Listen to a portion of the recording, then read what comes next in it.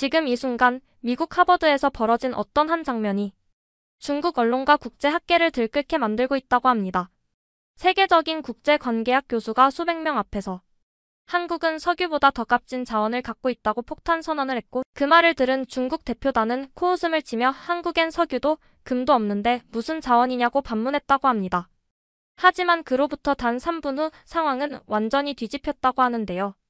그 이유는 한국 출신 유학생이 단상에 올라 전 세계 지도자들이 깜짝 놀랄 발표를 이어갔고, 중국 대표단은 얼굴이 하얗게 질린 채 노트북을 닫고 회의장을 황급히 빠져나갔다고 합니다. 과연 한국이 숨겨온 석유보다 강력한 이것의 정체는 무엇인지, 그리고 그 진실 앞에서 왜 중국 대표단은 무너질 수밖에 없었는지 그 사연 바로 시작하겠습니다. 저는 하버드 대학교에서 국제관계학을 가르치고 있는 토머스 라이트 교수입니다. 오늘은 바람이 뼛속까지 스며드는 보스턴의 추운 날이었어요. 외투를 꽁꽁 여몄지만 바람은 어김없이 틈새를 파고들더라고요. 저는 중요한 토론회가 열리는 케네디 스쿨 건물로 서둘러 올라가고 있었어요. 손에는 발표 준비한 자료를 들고 있었죠. 교수님, 준비되셨어요? 제 앞줄에 앉아있던 이진우 학생이 손을 흔들며 인사를 건넸어요. 공책을 벌써 펼쳐놓고 준비하고 있더라고요. 제가 미소를 지으며 고개를 끄덕였어요. 진우는 정말 특별한 학생이에요. 한국에서 공무원으로 일하다가 하버드로 유학 온 친구인데요. 바다나 무역로에 대해 워낙 해박해서 교수들 사이에서도 인정받고 있어요. 그의 의욕 넘치는 얼굴을 보니까 괜히 제가 다 자랑스럽더라고요. 시작까지 5분 남았습니다. 스태프가 다가와 제게 말해줬고 저는 연단에서 마이크를 확인했어요. 강당을 둘러보니 무대 맞은편에 베이징 대학교의 장 교수님이 자리를 잡고 계셨어요. 표정이 무척 단단하고 자신감이 넘쳐 보였죠. 그 옆에는 그의 제자인 샤오밍 우가 알록달록한 차트를 책상 위에 정리하고 있었고요. 장 교수님은 중국의 대형 프로젝트인 1대1로 설계에도 참여하신 분이라더군요. 여러 나라를 잇는 거대한 교통망 계획이죠. 무대 뒤 스크린에는 오늘의 토론 주제가 또렷하게 떠 있었어요. 자원과 해양 접근성 21세기 국가 성공의 핵심은? 정말 오랫동안 나라들 사이에서 논쟁이 끊이지 않았던 주제입니다. 2분 남았습니다.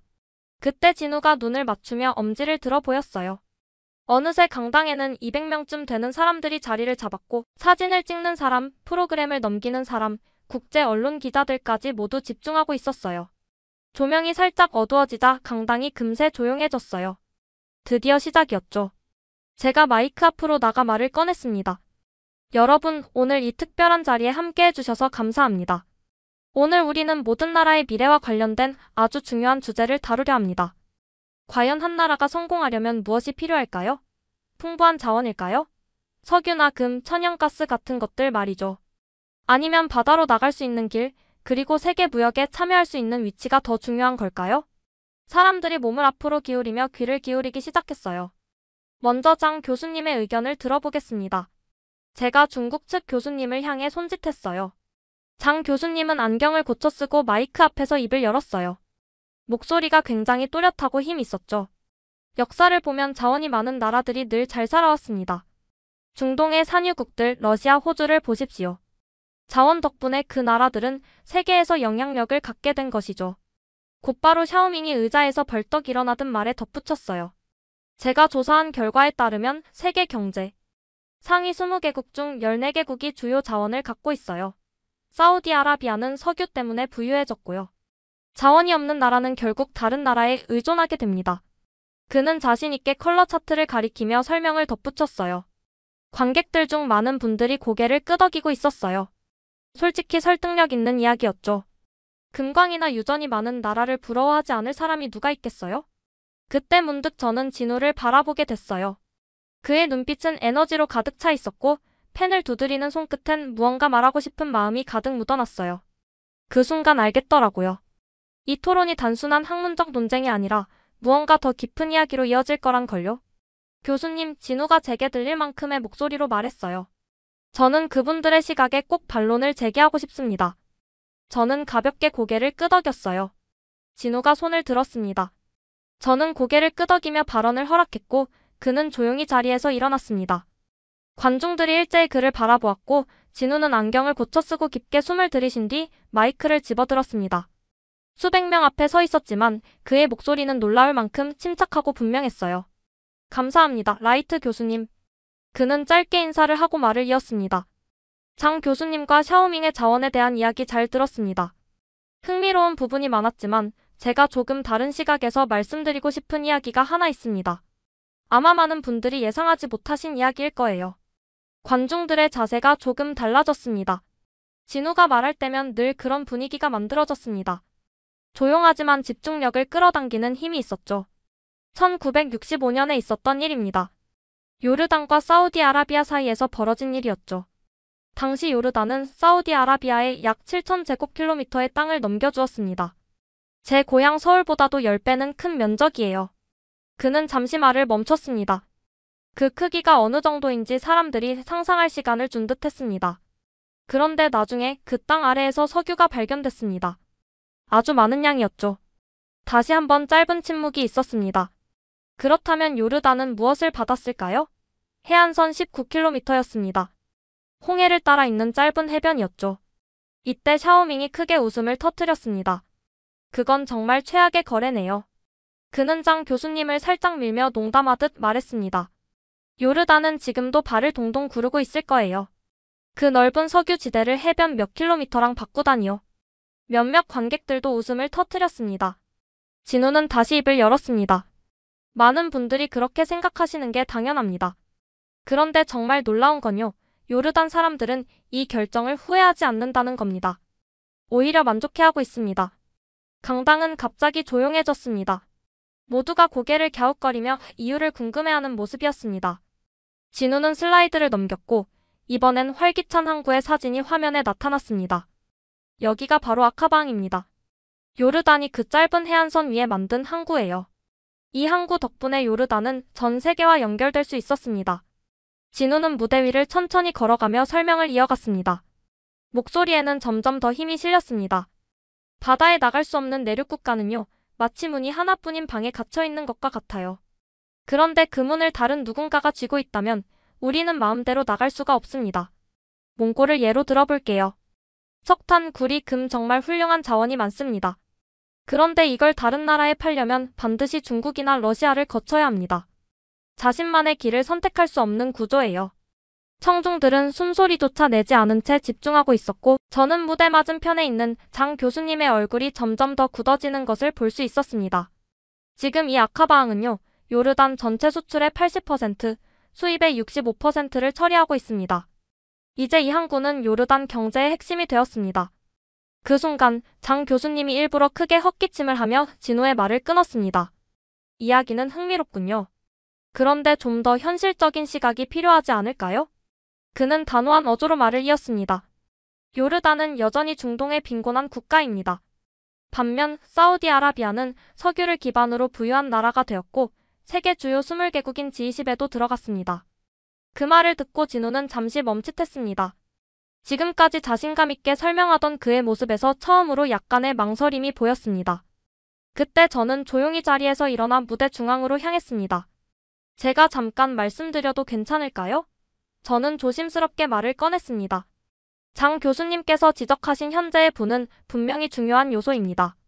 하지만 우리가 진지하게 생각해봐야 할 부분은 단기적인 부와 장기적인 지속 가능성의 차이입니다. 저는 천천히 관객들을 바라보며 말을 이어갔습니다. 석유는 지금 당장은 엄청난 부를 가져다 줄 수 있습니다. 하지만 언젠가는 고갈됩니다. 50년일 수도 있고 100년일 수도 있겠죠. 하지만 결국은 사라집니다. 반면 바다는 영원히 존재합니다. 요르단은 단지 몇 년 앞을 바라본 것이 아니었습니다. 그들은 미래의 자손들, 증손자 세대까지도 생각하며 결정을 내린 겁니다. 강연장이 점점 술렁이기 시작했습니다. 진우의 발표가 이어지면서 사람들의 생각이 바뀌고 있었고 무엇이 진짜 부유한 나라를 만드는지에 대해 다시 고민하는 분위기가 느껴졌습니다. 하지만 진우는 아직 말이 끝나지 않았습니다. 그는 어깨를 곧게 펴고 리모컨 버튼을 눌러 다음 슬라이드를 보여주었습니다. 이번에는 제게 더 가까운 예시를 하나 소개하고 싶습니다. 그의 목소리에는 담담하지만 확신에 찬 울림이 있었습니다. 화면에는 짙은 배경 위에 푸른 바다로 둘러싸인 한반도의 모습이 나타났고 남한의 지형이 은은하게 빛나고 있었습니다. 여기가 제 고향 대한민국입니다. 진우는 조용한 자부심을 담아 그렇게 말했습니다. 50년 전만 해도 우리는 세계에서 가장 가난한 나라 중 하나였습니다. 천연자원은 거의 없었어요. 석유 한 방울도 나지 않았고 석탄도 적었고 금속 자원도 부족했습니다. 그는 다음 슬라이드를 보여주었습니다. 화면에는 허름한 옷을 입은 아이들이 판잣집 앞에 서 있는 흑백 사진이 나왔습니다. 1960년대 한국 전쟁에 참혹한 피해를 겪은 직후 1인당 GDP는 겨우 100달러 정도였습니다. 아마 여러분 중 몇 분은 한 달 커피값으로 그보다 더 쓰실지도 모르겠습니다. 진우는 말을 이어갔습니다. 다시 버튼을 눌러 슬라이드를 넘기자 서울의 야경이 눈부시게 펼쳐졌습니다. 고층 빌딩들이 빛나고 도심을 흐르는 불빛들이 강처럼 이어지고 있었어요. 하지만 지금은 다릅니다.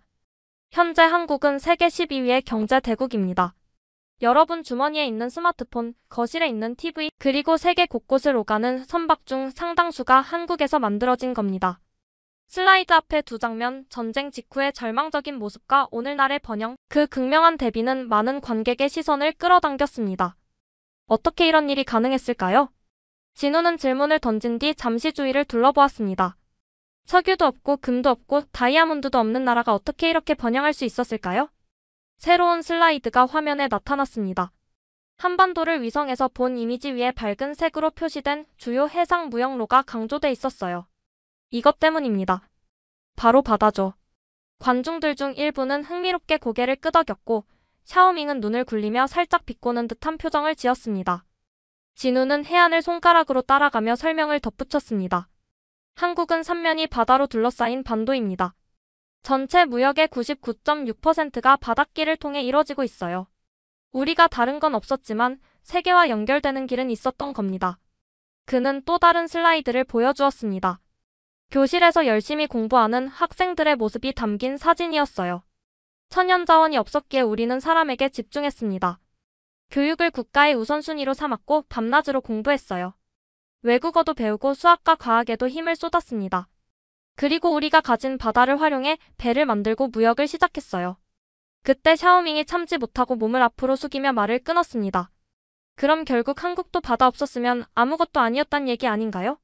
자원이 없으니까 어쩔 수 없이 바다에 의존한 거고요. 그건 오히려 자원이 얼마나 중요한지를 증명하는 거잖아요? 저는 진우가 그 말에 방어적으로 나올까 잠시 걱정했지만 그는 오히려 고개를 끄덕이며 조용히 수긍했습니다. 그렇게 볼 수도 있죠. 진우는 차분하게 대답했습니다. 하지만 저는 좀 다르게 생각합니다. 한국은 부족했던 점을 오히려 가장 큰 강점으로 바꿨습니다. 우리가 갖지 못한 것을 한탄하는 대신 우리가 가진 것을 극대화한 거예요. 그의 목소리는 점점 힘을 얻기 시작했습니다. 우리는 단순히 바다를 무역로로만 쓴 게 아닙니다. 그 바닷길을 달릴 배를 직접 만드는 데 집중했습니다.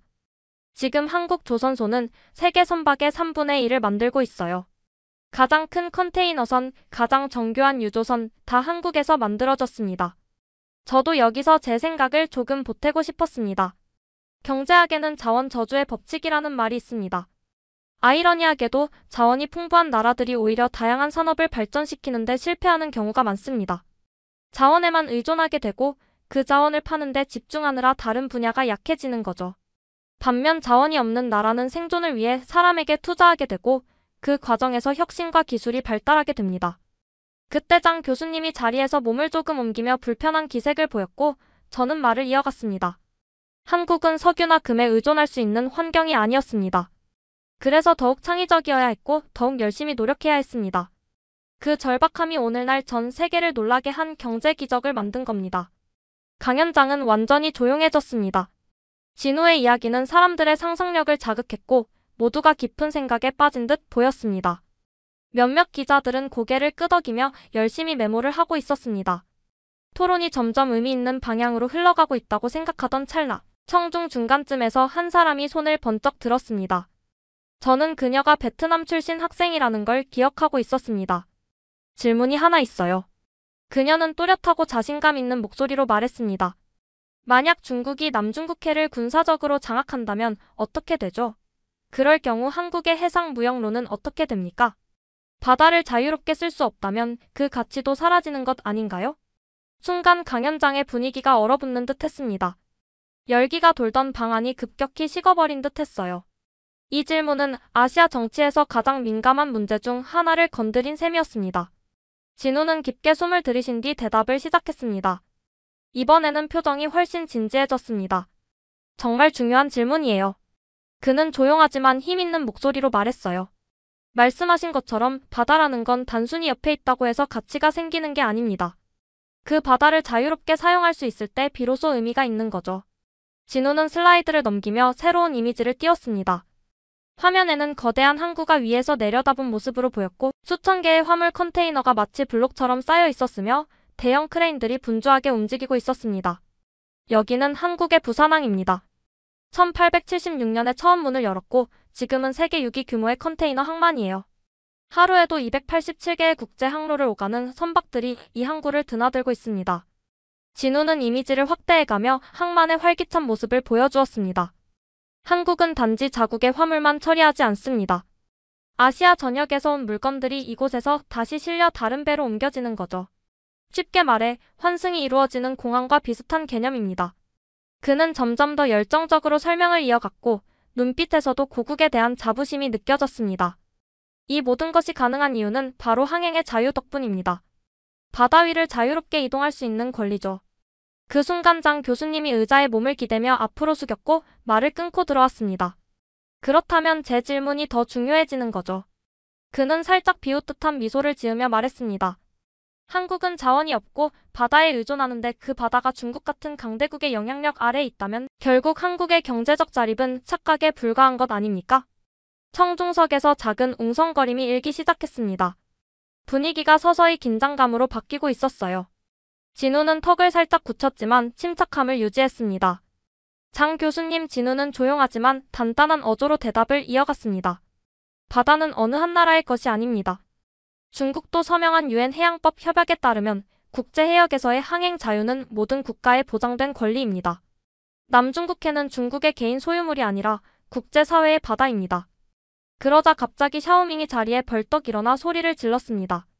얼굴은 붉게 상기되어 있었고 손까지 휘저으며 격한 반응을 보였어요. 중국의 역사적 권리는 무시하고 계십니다.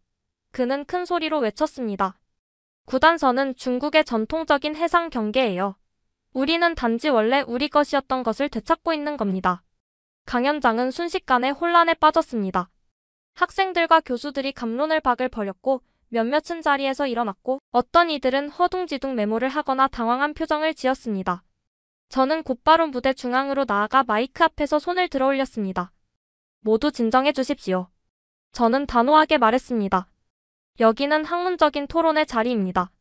감정적인 반응보다는 사실과 논리에 기반한 토론을 이어가야 합니다. 저는 진우를 바라봤습니다. 갑작스러운 공격적인 반응에도 불구하고 그는 단호한 표정을 유지하고 있었습니다. 그가 흔들림 없이 서 있는 모습을 보니 학생으로서 자랑스러운 마음이 들었습니다. 이 토론은 단순한 경제 이야기에서 그치지 않고 국제법과 자유, 그리고 우리가 살아가는 세상을 지탱하는 규칙에 대한 이야기로 깊어지고 있었습니다.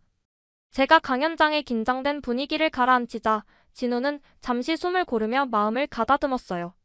방금 전 논쟁으로 다소 흔들린 모습이었지만 발표를 이어가겠다는 의지는 분명했습니다.